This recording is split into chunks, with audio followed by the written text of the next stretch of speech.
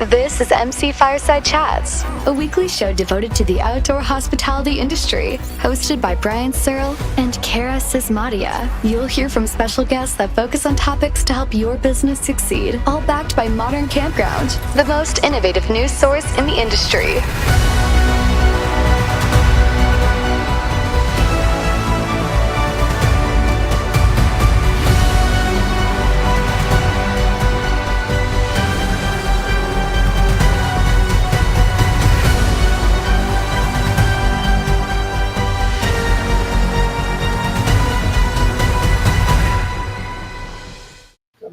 Welcome, everybody, to another episode of MC Fireside Chats. My name is Brian Searl with Insider Perks. We are missing Cara once again.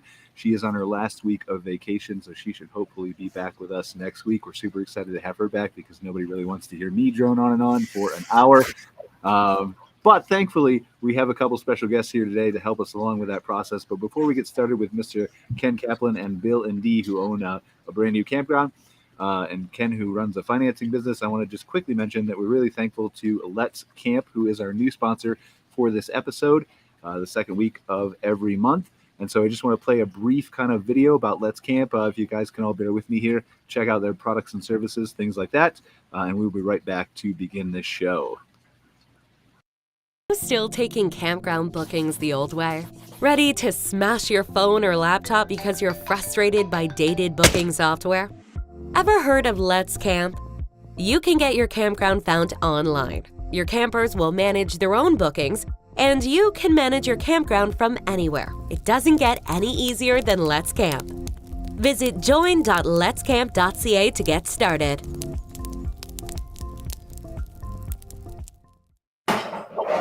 And we're back. So thank you very much. Just a quick brief message from our sponsor. Once again, so grateful for Let's Camp for sponsoring us and helping us bring you this content. So we are joined today by Mr. Ken Kaplan, who is really deep into finance and numbers and all the things that I don't like at all. So Ken, briefly introduce yourself. Tell us, we know how important it is, right? But tell us some of the things that you do and how you get into the business. Well, I've been financing commercial real estate, and I'm a commercial real estate owner, apartments, for over 20 years. Got into the business by needing to find. I saw a lot of people struggling with finance, and friends and others were coming to me, and I helped them get financing, and ultimately it just became a career. It's a difficult thing to talk numbers on the internet, so we'll stick to the high level stuff. But I've been financing RV parks, campgrounds, among other assets for quite a while, and I'll be happy to share over the course of this hour some of the nuances, and we'll see where the conversation goes. But I appreciate the opportunity. It's really one of the best ways to get into something, right? Kind of do something because you like it and then fall into a career with it.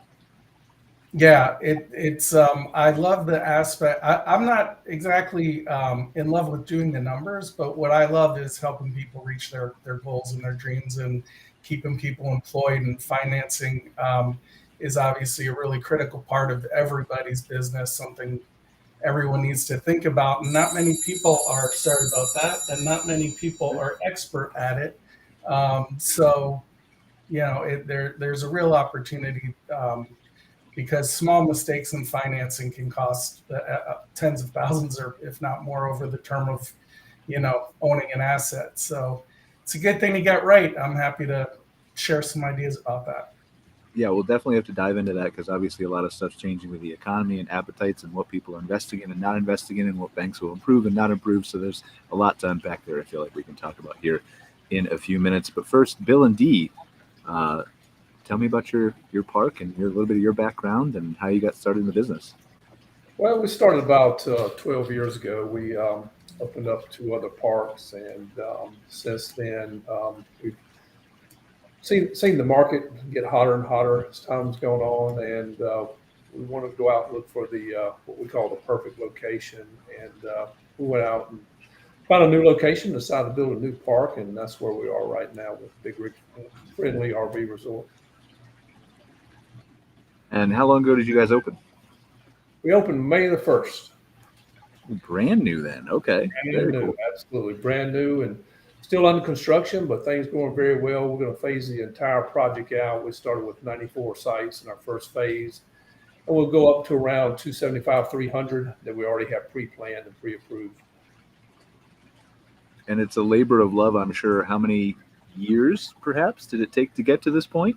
We're 12 years in, I think, right now in the RV industry. Started out in the RV industry. I thought you were going to say it was going to take 12 years to build this one campground. Really practicing patience. I don't have any. About 2 years. We're about 2 years into this project. Okay. Phase open. So 12 years, that begs the question now. 12 years in the RV industry, what did you do that led you to the point of owning your first campground?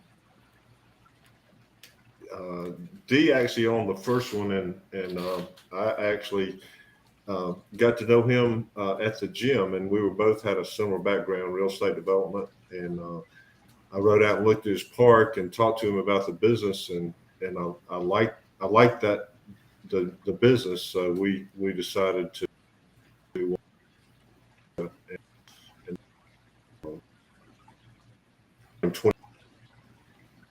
You guys are cutting in a little bit, and I'm not sure if it's my internet or yours, but you're cutting in and out a little bit. You just started.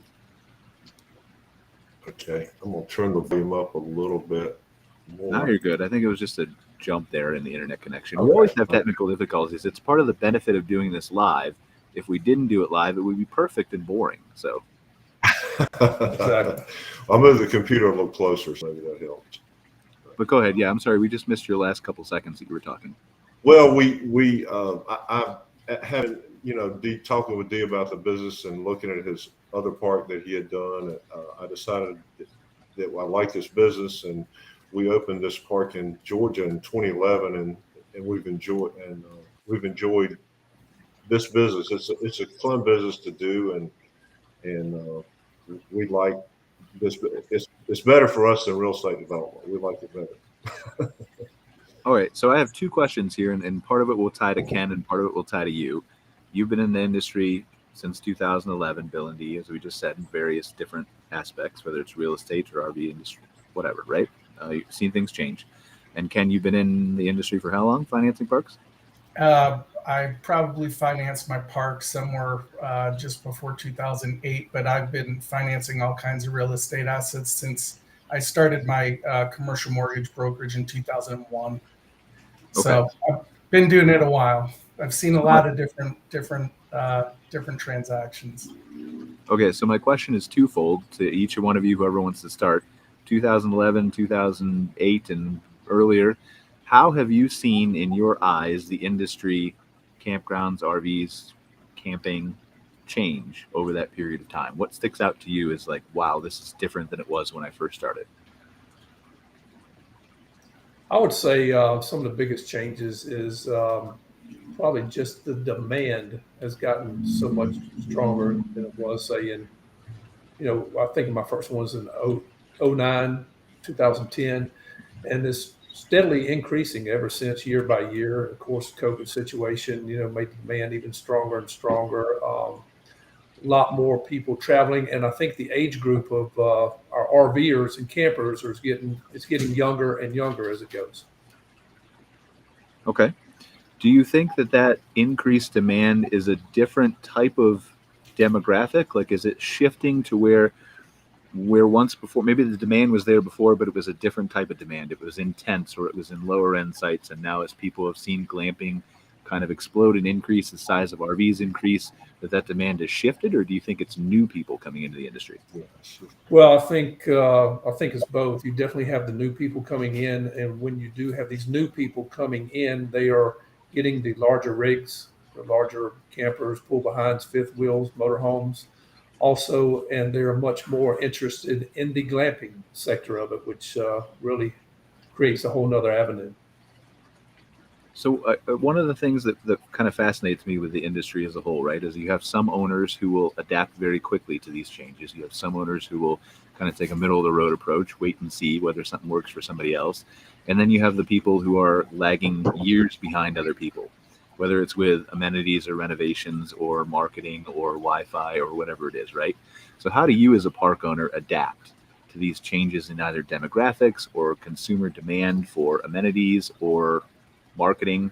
How do you kind of flip that switch? What makes you decide when the time is to change?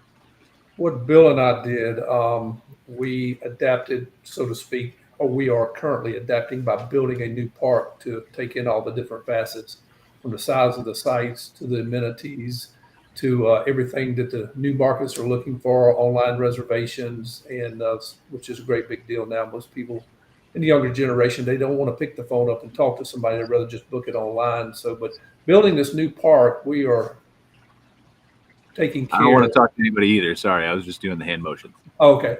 By building this new park, we're taking all that into consideration. And building a new park takes care of everything you're mentioning there. That's how we're adapting, so to speak. Yeah, much larger sites than some of the parks that we had, and making it convenient, mostly pull-through sites. Just trying to make everything as convenient for the higher end people as we can. Is there one thing that sticks out in your head as obviously I think it is to a certain extent for the owners who are still a little bit lagging behind, was Wi-Fi, the big thing that you had to do, right, the last few years. Absolutely. Is there something that's sticking out in your head as the next I have to do for park owners? I'm going to say the next thing is size of your sites. Okay. A lot of the other RV parks, campgrounds were built many years ago, and they cannot facilitate the size of the big units coming in. They just cannot handle them, and they're finding a lot of times. Reason we got our name was day after day at both of our parks. Number one call on the telephone, they would say, "Are you big rig friendly? Are you big rig friendly? Are you big rig friendly?" And we built this park. We wanted to make it large enough to handle any size unit on the road, and so that's how we got our name, bigrigfriendly.com. Awesome. Okay. Ken, I want to flip to you real quick. Sure. Same kind of question, right? With financing and all the things that you do that I have no idea about. What have you seen change? It's interesting that the things that make a successful park have changed a lot with respect to the modernization and the things that Bill and Dee were just discussing. The things that make a successful financial transactions are actually fairly stable. The lending perspective on it is always going to be focused on the asset, the strengths and weaknesses of any particular asset, particularly existing. Bill and Dee, I know you guys did some development, which I'm curious to hear, because those are always fun and interesting and very difficult to finance properly. So offline, I'd love to hear that story.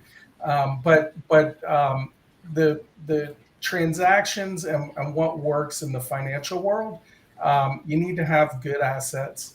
You need to have cash flowing assets. You need to have assets that are going to be properly run and managed.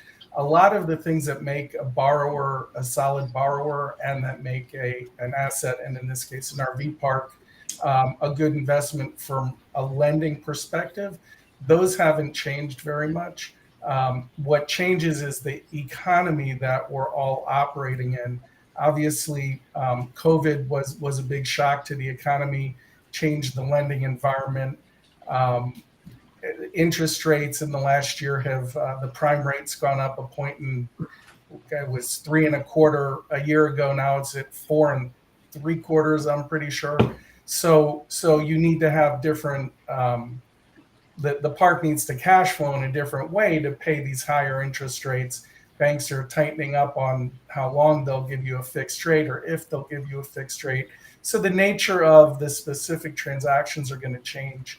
But overall, what makes a good park and what makes a good borrower, and the match that you're going to find with an appropriate lender, a lot of that has stayed the same. And a lot of that is based on relationships, preparation, making the transaction easy.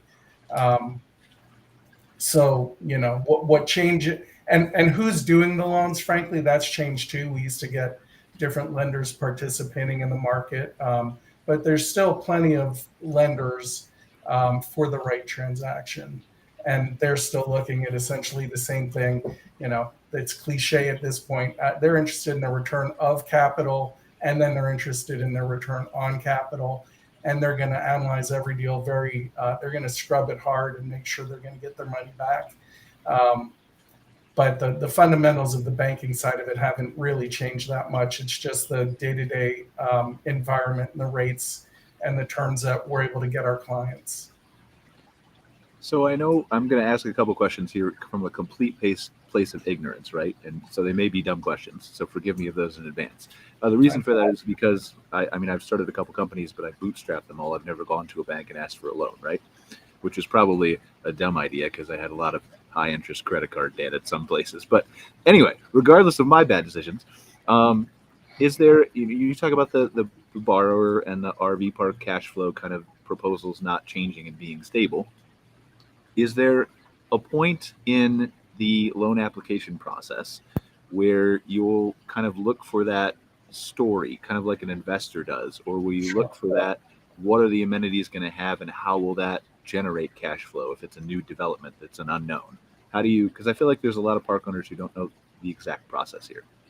Right. So it's really a pretty complicated answer to a pretty easy question. Just to generalize, right? But to try and give you some rules of thumb, trying to do something ground up like Bill and Dee did is very, very tall order for financing.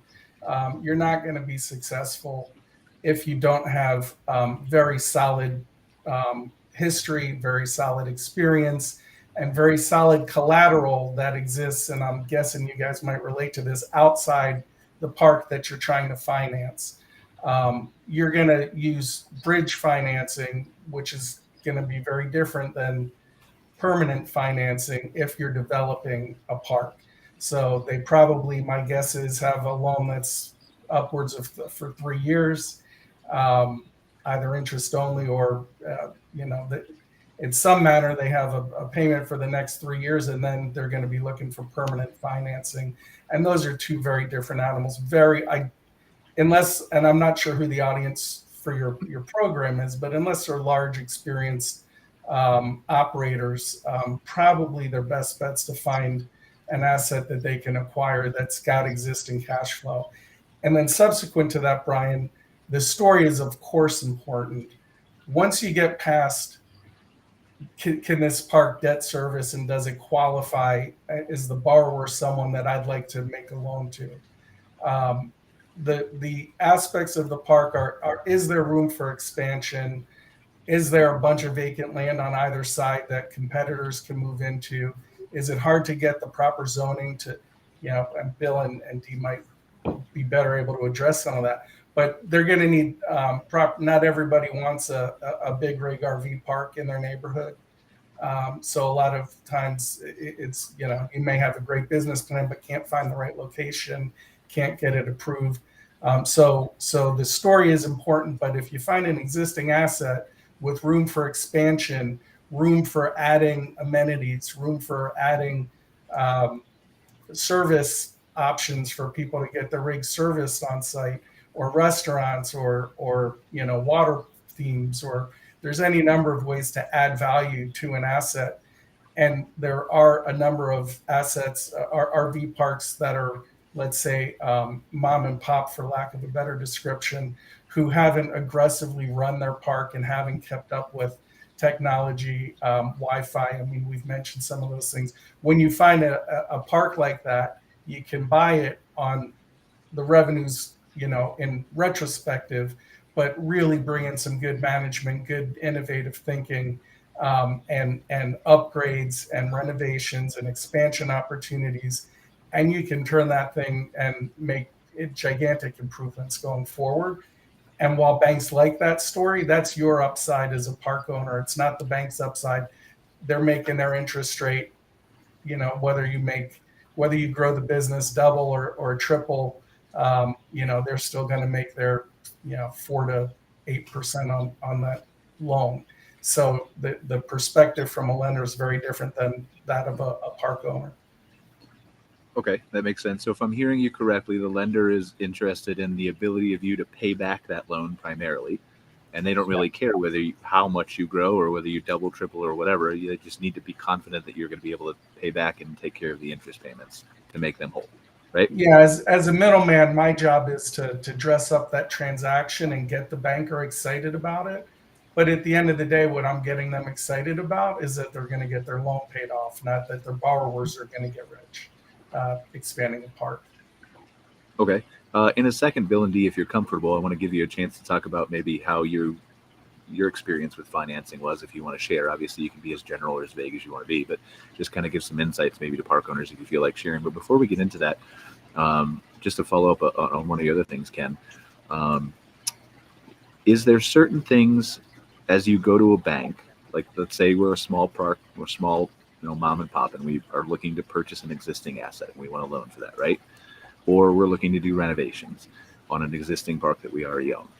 Are there things that you look at from an amenity standpoint or a cash flow standpoint or this has worked for other campgrounds in the past standpoint that helps a lender who's already familiar with campgrounds? And I know there are a lot who aren't, and so it requires an explanation. But somebody who's already familiar with campgrounds, where you can come in and say, well, I'm doing a pool. Oh, we know pools in the past always perform well.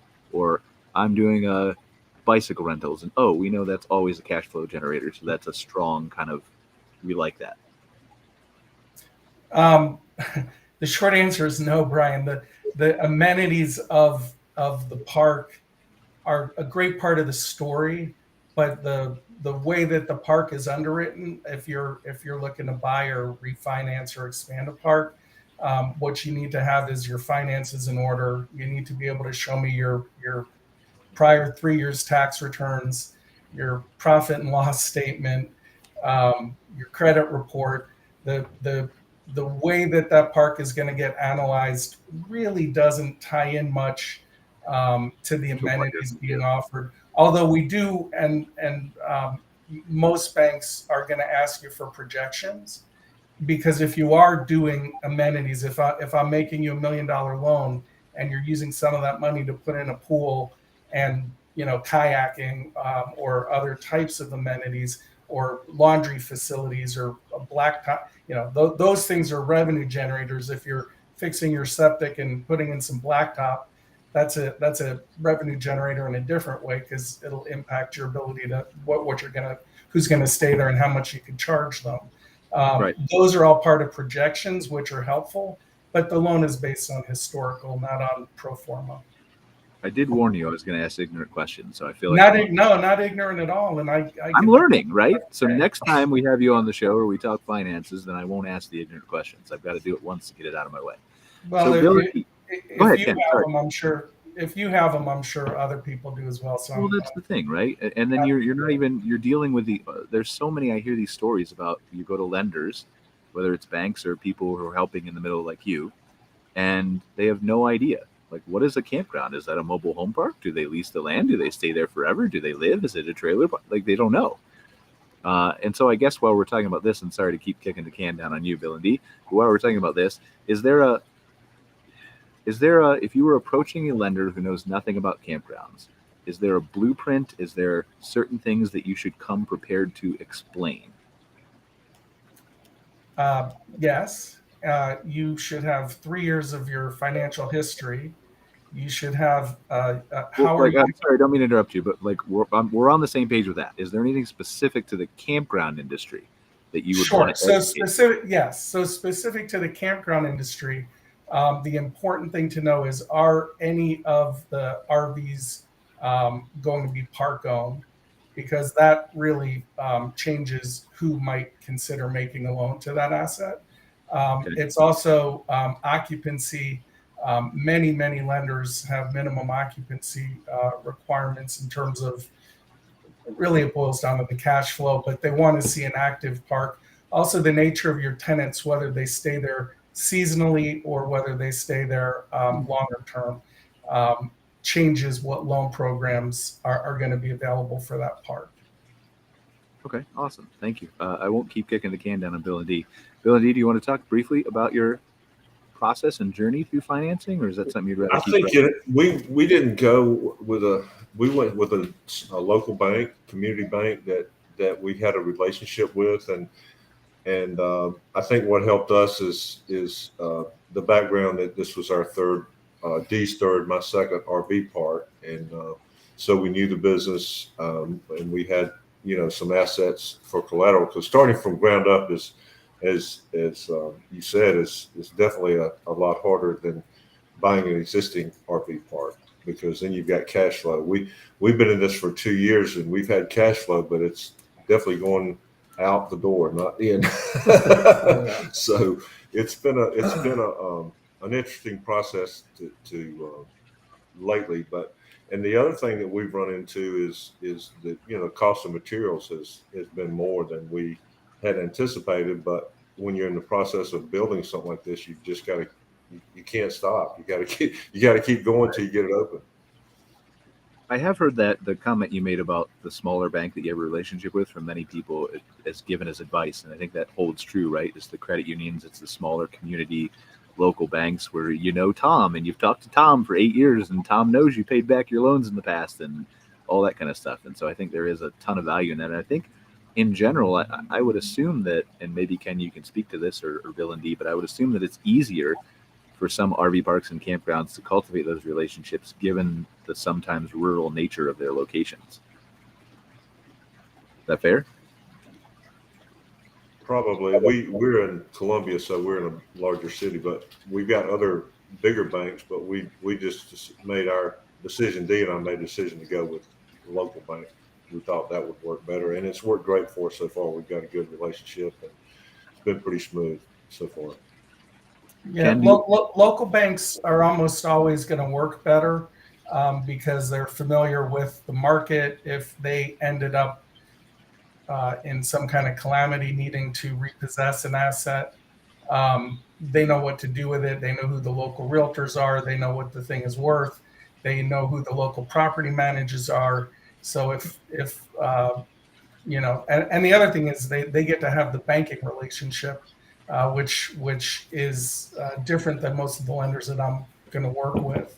Although on the very small transactions, they're literally your only source of financing are going to be the local banks and credit unions. If you've got a larger transaction that's in the millions and you've got some experience and you've got a good project, then there's other types of loans. SBA, USDA loan programs can work, as well as conduit loans, Freddie or Fannie. So there's a lot of loan programs, and really, when you work with a broker like myself, that's kind of what we do, is look at what's being offered, what the needs are, and knowing who it is, what loan programs and what lenders are most likely to be able to help you succeed with that. But always, always, always talk to your local credit union first, because it'll be cheaper than anything a broker will ever bring you. Ken, thank you. I appreciate that. I'm going to switch topics very briefly and just kind of see maybe if you have any insider expertise into this, and maybe you don't. But we've seen a lot, especially as the interest in RV parks and campgrounds has increased over COVID, and maybe even to the years before that, as it was really starting to take off, of these private investors. Invest in me, invest in my campground. I'm looking for investors. Here's an investment opportunity. Bring in private equity, those kinds of things. And obviously for the bigger players, we're going to take them out of the position now. But is there any value in pursuing these private investors, private equity, as a smaller operator? Or is some of this stuff that we're seeing kind of, I don't want to say scamish, but questionable? That's directed to me. I mean, if you know anything about it, right? So what I've told people to do, because I do get contacted very often by hey, I'd love to get involved in the RV industry and buy a park, and I've got $500 and I'd love to own a $5 million asset. Wait, you can do it for $500? So what I do tell them, and I never have followed up to know the success, but I do know that if you search Real Estate Investment Club and then the name of your town, and it doesn't matter how rural you are, if you search for that, you're gonna find something within an hour anyway. And you can go to those meetings and maybe find someone who's willing to do something with you. It's not at all my area of expertise. Right. I think those giving up equity, that's always the hardest thing to do. But if you find a good project, people are, right now, if you could go to there are people who have money in CDs that are earning close to nothing, less than the rate of inflation right now. And if you can offer them, 6-7% on their money and make them feel comfortable with you, then they might be able to help you come up with a deposit that'll let you trigger the financing. So it is possible, Brian, but I just don't, it's nothing I can really help anybody with. Well, that's okay. I mean, I wasn't counting on I know that's not your area of expertise, but I've seen a lot of Facebook posts about this, LinkedIn posts, people talking about invest in this, invest in that. And, I know there are obviously a lot of people who are legit out there, but there are also some people who aren't. And so it was coming from a question of like, how can we inform campground owners better to know what is questionable and what's not questionable? Yeah, there's certain offering types and crowdfunding sites that will help you put together a legal syndicate or a legal capital raise. There are a lot of triggers on that, particularly if you get money from more than, I think it's 5 people. So, if you've got 1 to 3 people who want to put some money up and partner with you, that's something that's, get a good lawyer and you can make that happen. But it's about all I know about that. Bill and Dee, I'm curious, just from a park owner's perspective, pure speculation, would you ever entertain somebody coming to you and saying, I'd like to invest in your properties for a share of equity? Probably not. That's okay. I mean, that's kind of what I expected you to say, but yeah, probably not. Okay. I mean, if you're on the investment topic, just as a minority investor, if I own 5% of Bill and Dee's park, I am totally at their mercy. They could, run the park however they want. They could distribute money however they want. It's very hard to do that without a proper, structure on a handshake. Okay. All right. Let's not spend too much on that. But so Bill and Dee, talk us through. I don't know.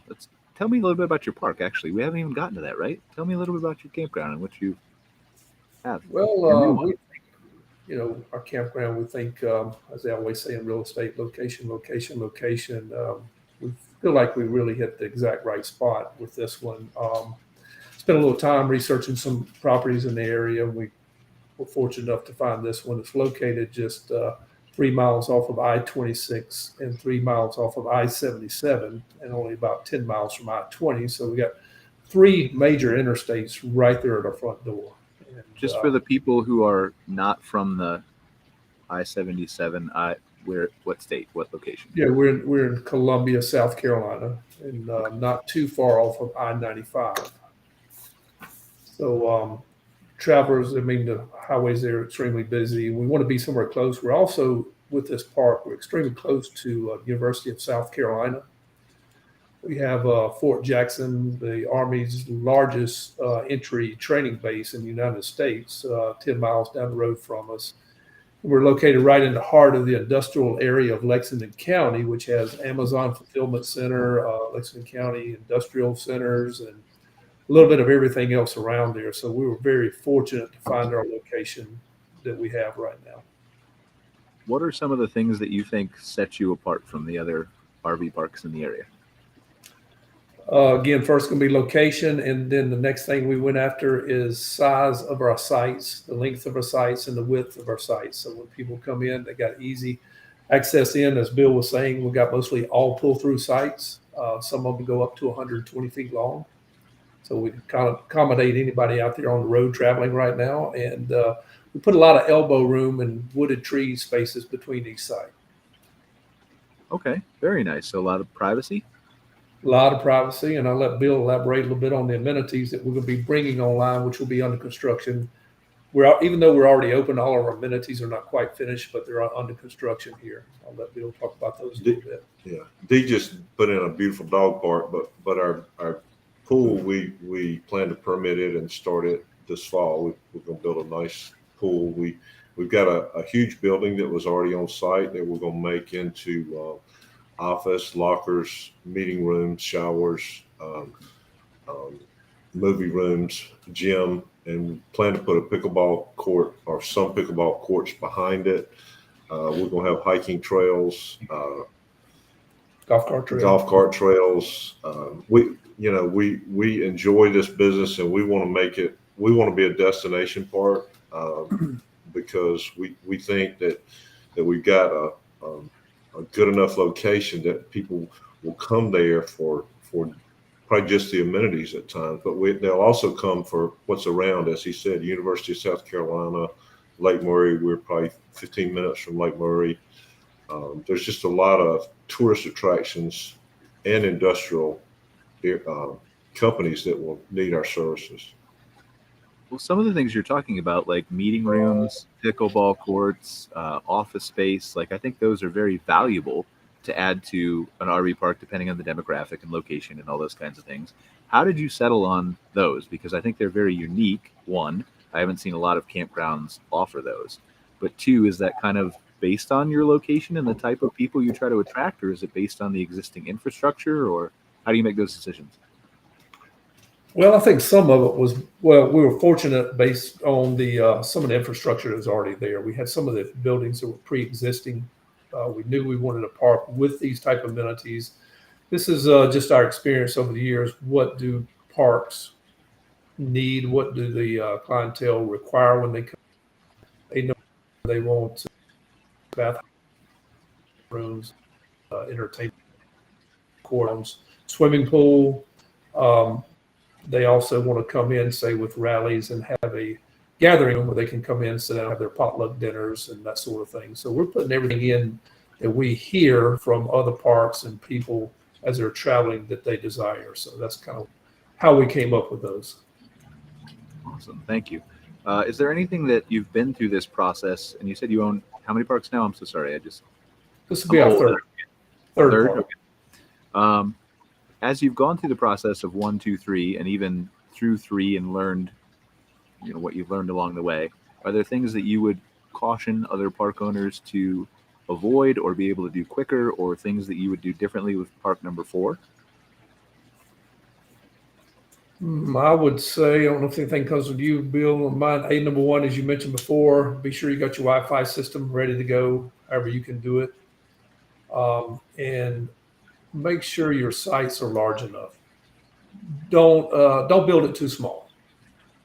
Now, when you say, I'm curious, like there's a lot of large site could be defined many different ways, right? So when you're talking about a large site at your property, or when you're looking into this stuff, is it length?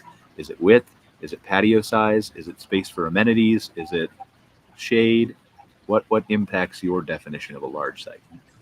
Larger site, I would say ability to take into larger motorhomes, fifth wheels, in length. And then secondly, I would say very important is the width between spaces. You're not packing them on top of each other. So they get there, they have a nice experience, a pleasant experience, and they'll want to come back and return to your park. As Dee did our design, he had excellent ideas, and he's also tweaked it. But we made a cul-de-sac. We kind of did it. We didn't want a parking lot look. We wanted something that looked homey and more interesting than just RV sites lined up side by side. So we've got a lot of large sites. Most of them have trees.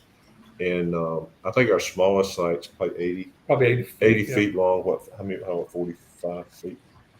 About 40-foot width. Probably 40-foot width, and then we go up to 120 feet. But people, we sort of did it based on the experience and what we saw the industry was going to with these larger RVs. And then people will have a fifth wheel and they're pulling it with a truck, so they want to be able to park everything right there on the site. So it takes a good bit of space. Okay. Last question as it relates to building a new one. How do you determine, or how are you currently, because I'm a digital marketing geek, right? I do marketing for 300 plus campgrounds in my other hat. How do you determine how you're going to market a brand new park? How do you reach that audience that doesn't know you exist before? And then before you answer that, Ken, I'm going to ask you next. Just curious, does marketing plan have an impact on finances and lending decisions? But go ahead, Bill and Dee. Well, we basically, I mean, we're a member of CARVC and we've, been to some of, the Florida RV show and places like that, giving out brochures. But our main target has been social media and Instagram, Facebook, Google Maps. And I mean, we're getting 10 to 15 calls a day, making 4 to 5 reservations a day. And we're not, we haven't spent a ton of actual ad dollars on marketing. Good Sam's, we're a member of those guys. Yeah, we remember Good Sam's and all that. Okay, I know it's different for everybody, so just curious what your process was there. And you're right, CARVC is a great organization. Camping Carolinas, Dee's the executive director down there. They do a great job. Got a really smart, I think you're on the board, aren't you, Dee? I am on the board, yes, sir. Yeah, so I'm going to talk highly of your organization. So, Dee, our director, she does an excellent job, and I think we're up to 133 members. It's record high membership right now between North Carolina and South Carolina with our owners being members right now. Yeah, I remember years ago before Dee took over how they were kind of struggling down there and how Dee really turned it around. So super impressed by her. She has done a super job. Yeah. And for the other people who are just watching the show, because primarily campground owners, both developers, investors, people who are large and small, right? There's no replacement for a state association in this industry. It's extreme, yeah. It is extremely important to get involved, do your networking, because we have our convention with North Carolina, South Carolina, CARVC convention, is coming up.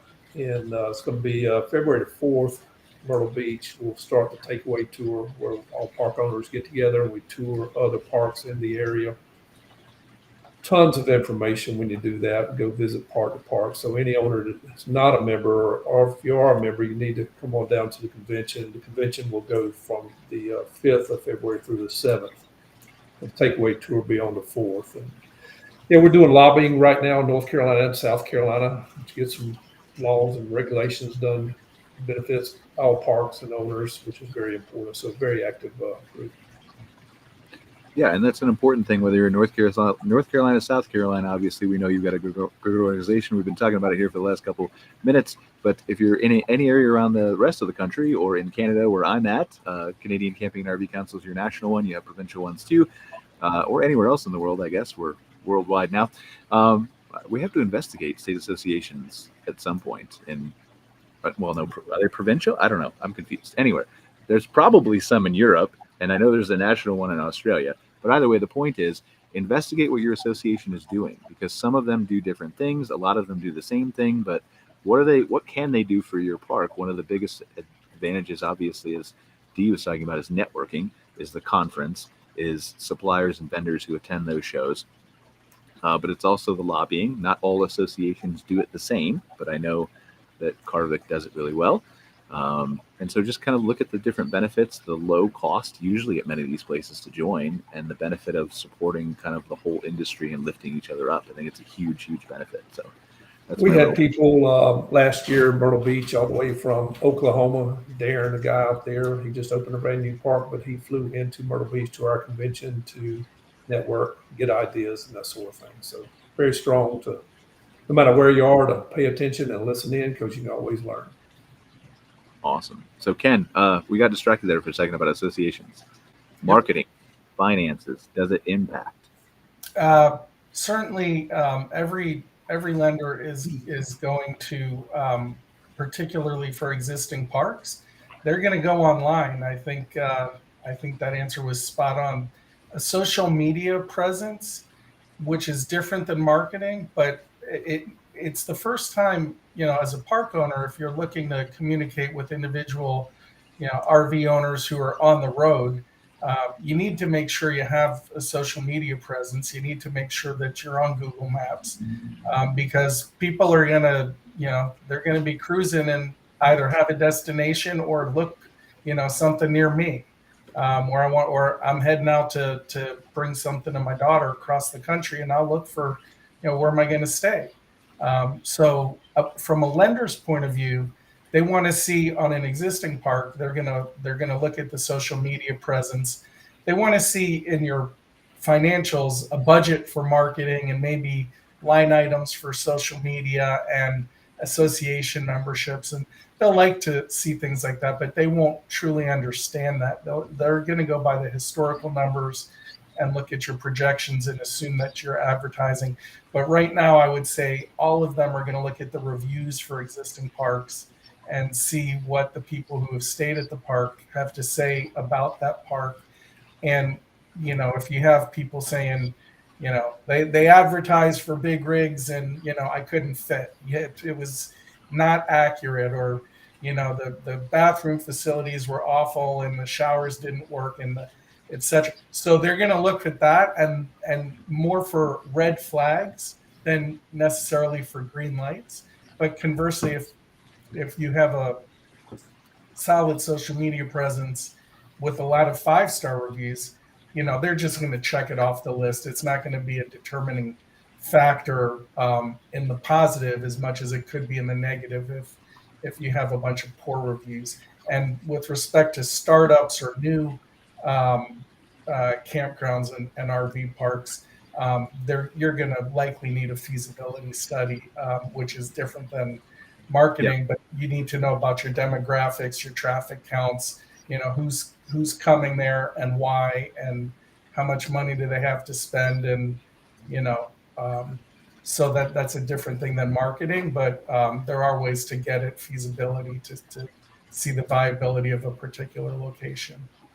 So this fascinates me because it's the first time I've actually heard a lender say this, and I feel like it's true. Not a lender, but somebody who deals with financing, right?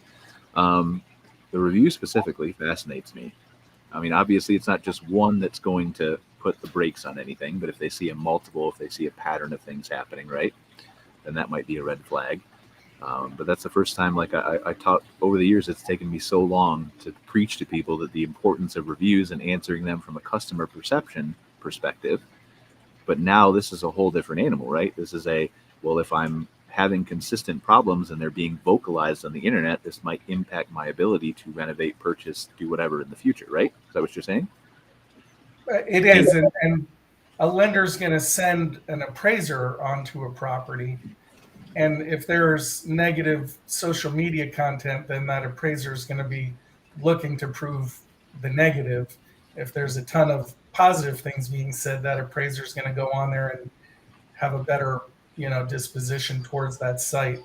A lot of, keep in mind when you're dealing with a lender, you're really dealing with a loan officer who's not typically a senior person on the front end of that transaction, a loan officer, and then it goes up to an underwriter. And both of those categories are going to be interested in making sure they don't make a bad decision and say, yes, we should do this loan, and then the loan goes bad. So they're going to be looking for easy reasons to reject a transaction sometimes, and that's where the social media comes in. And now when you say social media, because to me as a geeky marketer, that's different than reviews. But when you say social media and they're looking for a social media presence, is that regular posting? Is that just looks pretty? Is it having a Facebook page, period? Yeah, actually, I was referring more to reviews, but okay. They will look. I mean, it's the first thing I do. Somebody calls me, wants me to help them get financing. The very first thing I do is Google the park, Google the neighborhood, Google the county. What's the population? Is it growing? What attractions are in that area?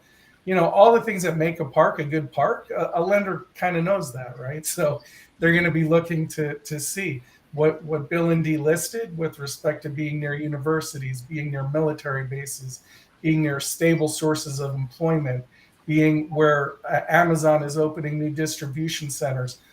As an owner, that's where I want to put my park. Well, as a lender, same thing.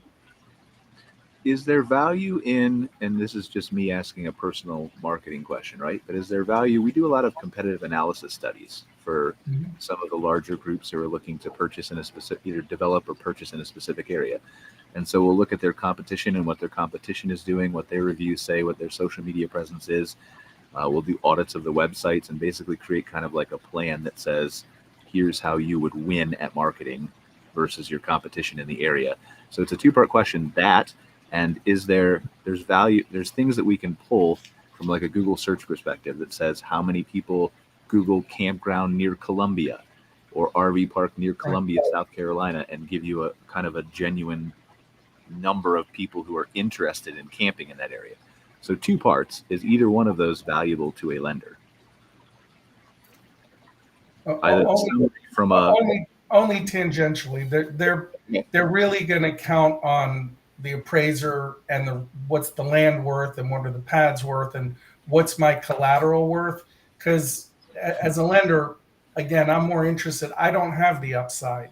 It's good to know the park has an upside, but if I'm your lender, I don't do lending, by the way, but as a lender, they want to make sure that you've got an asset that's going to succeed. But so I guess I don't mean to push. Like I hear you. I guess what I'm really asking is, if I can show a lender that 100,000 people are already Googling campground near Columbia, and there's a demand for that area, isn't that kind of the same as a traffic pattern or a university nearby? It'll help, but it's not gonna be number one. I know that. Yeah. The appraiser's gonna tell the guy what that property's worth and what they can lend on it, and the historical numbers will tell them how it performs. Whether a bot goes and searches 1 million times or whether it's 1 million people on the road right in front of the place looking for a place to stay.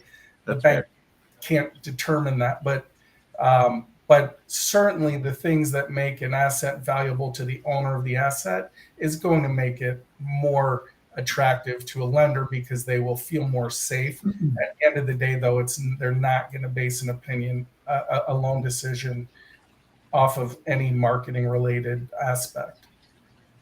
Okay. I'm going to continue to push for them to do that in the future. They'll never listen to me, but it's just my opinion. So I feel like, and this is my thing, right? We only got a couple minutes left, but I feel like as a, I don't know, I don't call myself an expert. I never do, but as a marketer who really understands the industry, I feel like if I can come in and say, if I build here, if I renovate here, look, people say that the swimming pool sucks here, and if I put one in, then they're probably going to come to I feel like there's value there. Is it a difference maker? Should it be the basis and decision of a loan? Absolutely not even close. Right. But I feel like it should help. Anyway, I know you don't have any answer for that, but no, but the story is great, right? Like you're creating energy. I'm excited. There's 1 million searches and cars going by and universities and military bases and Amazon and Apple, and those stories are great stories, and instinctively they will help you with the story part of your loan, but the actual underlying asset value and how the numbers are crunched and how the loan is calculated is a different piece. Cool. All right, guys, we've got a couple minutes left here, 3, 4, 5 minutes, something like that. Any final parting thoughts on the industry, where you see things going in the future? We never did get to interest rates and how that's impacting lenders. Maybe you want to take a couple minutes on that, Ken? Like, you talked about briefly that they're kind of pulling back and being a little bit more selective, right? Well, as an owner or as someone who's looking to buy, you need to be able to cash flow your loan. So if a year ago you could borrow money at 4% and now you could borrow money at 5.5%, that same $1 million park is going to have a different monthly payment, obviously. So the price that you're paying for that park needs to justify the higher cost that you're going to have to make your loan payment. So there's expansion of cap rates. As a buyer, I can't pay you as much this year as I could have last year because rates are higher. And as a lender, I can't give you as easily a fixed rate as I could last year because the interest rate environment is too unstable. So you're seeing the money is still available, but the math of what makes a loan work for a borrower and work for a bank changes those terms around. And I think you'll start to see some slowdown in asset appreciation because people need to pay a little bit less for a park's given cash flow. Maybe Bill and Dee have a better perspective on that. That's what I was going to ask Bill and Dee. Do you, as people who own multiple properties, 3 now you said, I think, is there a point in time, even if it's not now, where you say like, I want to hold off on doing the 4th until interest rates come back down, or is that always just a recalculation and figuring out how I'm going to pay for it differently or budget for it or whatever, and you keep moving forward? We probably would go more by demand. If we've got the demand for the next phase, then we'll try to figure out a way to build it.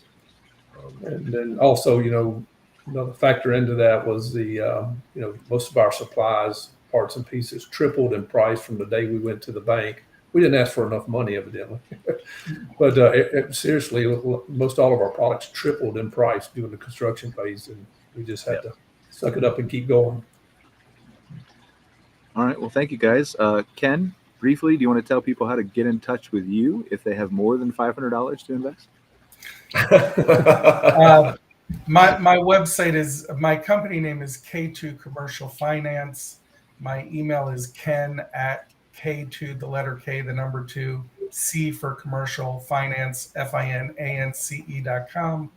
And if I might, my direct phone number is 267-549-5792. I'm happy to discuss transactions anytime. Awesome. Thank you, guys. And we did have a couple comments come in the chat. I had the sun in my eyes and didn't see them all. So we only have about 3 minutes left. But Bill and Dee, I had a question in here where they were talking about the size and length. Ryan asked on LinkedIn, and I'll put it up on here. What is the optimal size, width, and length for the newer RVs you have coming in? How much side yard width between sites? So obviously just your opinion and research you've done, but what do you feel? Yeah, I would like to, optimal. I would like to have probably about a 90-foot site itself lengthwise, and have about 30 to 35 feet in between, about 35 feet in between the next site. But from center line to center line for a site to the other site, you can get away with about 40 to 45. That's awesome. A very large site, though. Thank you, sir. Appreciate you answering that question. And can I give my staff a heads up and say thank you for everything they do out there? I got Stephanie, Richard, Betty, Steve, and Emily.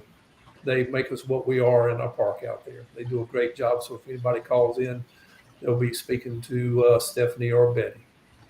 I really respect that a ton, man, because I run my own business and I try to treat my employees the same and recognize that like you could chop me out of the picture and it would probably run along just fine. Exactly. They make us who we are. They do a great job, and even have Emily out there part-time right now. So doing a good job. Yeah, we have great people, thankfully. Yeah, it's really hard. I mean, staffing issues is a whole nother topic we could go into. Yeah. It's really hard and important to keep your people. But thank you to everybody else who left a comment on LinkedIn. I see all of you. Nick Clark from Sun Outdoors, a couple of people who just say LinkedIn users, which is weird for some reason. But anyway, I really appreciate you guys all watching us on LinkedIn, Facebook, YouTube, all those different places. As a reminder, we are available as a podcast after the show on Apple, Google, Spotify, all those kinds of places if you prefer to listen in audio format. Just a thank you once again to this episode's sponsor, Let's Camp. If you would like to explore a reservation system for your property, please check them out, letscamp.ca. They are a Canadian company, but they do work with American parks as well. And other than that, thank you, gentlemen. Really appreciate you both appearing.